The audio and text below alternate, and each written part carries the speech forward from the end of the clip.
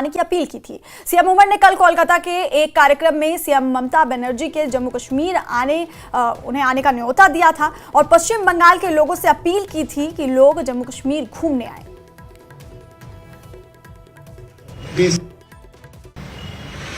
हम बहुत बेसब्री से इंतजार कर रहे हैं कि कब थोड़ा सा, मैं जानता हूं कि वेस्ट बंगाल और बाकी मुल्क की सियासी हालात से दीदी बहुत ही ज़्यादा मसरूफ़ हैं, लेकिन मैंने इनसे गुजारिश की है कि 2-3 दिन निकाल के जब मौका मिले तो ज़रूर कश्मीर आएँ, क्योंकि मैंने कई बार मैं दीदी का मेहमान रह चुका हूँ।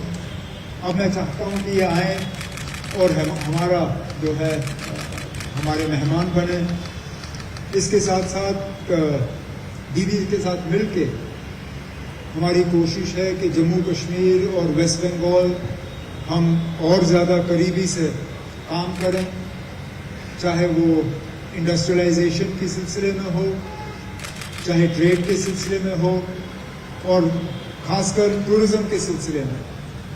हम चाहते हैं कि ज़्यादा से ज़्यादा वेस्ट बंगाल से टूरिस्ट जो हैं वो जम्मू कश्मीर आएँ, और उनका ख्याल रखना और उनका इंतज़ाम करना वो हमारी जिम्मेदारी है।